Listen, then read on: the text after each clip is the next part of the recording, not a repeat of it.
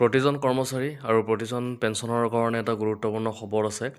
তেওঁলোকৰ 18 মাহৰ DAৰ প্ৰসংগত বহুখিনি কুৱেশ্যন আমি দেখিবলৈ পাওঁ। আচলতে কমেণ্ট ছেকশ্যনত তেওঁলোক সোধে আচলতে 18 মাহৰ DAৰ কিবা আপডেট আছে নেকি? তো এটা আপডেট আহিছে, সেই আপডেটটো আমি ইয়াতে দিবলৈ চেষ্টা কৰিছোঁ। Government of India, ministry of finance, department of এক্সপেণ্ডিচাৰৰ ফালৰ পৰা ইয়াতে লোকসভাত যিটো COVID-19ত 18 মাহৰ DA যিটো ৰখা হৈছিলে, সেই ৰিগাৰ্ডিং 4টা কুৱেশ্যন ইয়াতে কৰা হৈছে আৰু এই গোটেইকেইটা কুৱেশ্যনৰ আনচাৰো দি দিছে। তো গোটেইখিনি কথা আমি চাম আচলতে কি কুৱেশ্যন কৰিছে আৰু কি আনচাৰ দিছে।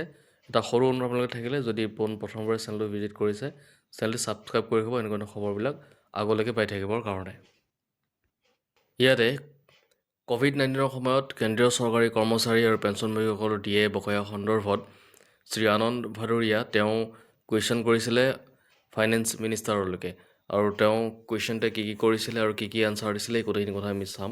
তো ইয়াৰে প্ৰথম কুৱেশ্যনটো কৰিছিলে যে COVID-19ৰ সময়ত কেন্দ্ৰীয় চৰকাৰী কৰ্মচাৰী আৰু পেঞ্চনভোগীসকলৰ 18 মাহৰ ডিয়াৰনেছ এলাউন্স আৰু ডিয়াৰনেছ ৰিলিফ DR স্থগিত কৰাৰ সিদ্ধান্তটো অৰ্থনৈতিক বিঘ্নঘটাৰ বাবে আৰু চৰকাৰৰ আৰ্থিক চাপ কমাবলৈ লোৱা হৈছিল নেকি?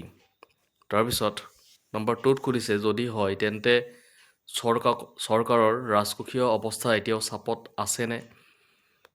তাৰ পিছৰ কুৱেশ্যনটো সুধিছে যদি হয় তেন্তে ইয়াৰ বিস্তৃত বিৱৰণ কি আৰু 2014 চনত চৰকাৰে যি মজবুত আৰ্থিক অৱস্থা ঐতিহ্যস্বৰূপে পাইছিল তাক ঠিকমতে বজাই ৰাখিবলৈ ব্যৰ্থ হোৱাৰ কাৰণ কি?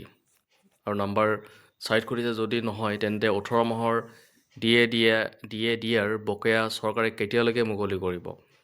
এই কুৱেশ্যনকেইটাৰ আনচাৰটো এনেকৈ দিছে যে প্ৰথম কুৱেশ্যনৰ আনচাৰটো এনেকৈ লিখিছে 1-1-2020, 1-7-2020 আৰু 1-1-2021 তাৰিখৰ পৰা প্ৰাপ্য কেন্দ্ৰীয় চৰকাৰী কৰ্মচাৰী আৰু পেঞ্চনভোগীসকলৰ dearness allowance DA, dearness relief DR 3টা কিস্তি স্থগিত কৰাৰ সিদ্ধান্তটো COVID-19ৰ পৰিপ্ৰেক্ষিতত লোৱা হৈছিল, যি অৰ্থনৈতিক বিঘ্ন সৃষ্টি কৰিছিল যাতে চৰকাৰৰ আৰ্থিক চাপ কমোৱা হয়। আৰু ইয়াতে B আৰু C কুৱেশ্যনৰ আনচাৰটো একেলগে দিছে ভাৰত চৰকাৰৰ ফিস্কেল ডিফিচিট ৰাজকোষীয় ঘাটি 2020-21 বিত্তীয় বছৰত 9.2%ৰ পৰা 2025-26 বিত্তীয় বছৰ বাজেটত 4.4%লৈ হ্ৰাস পাইছে।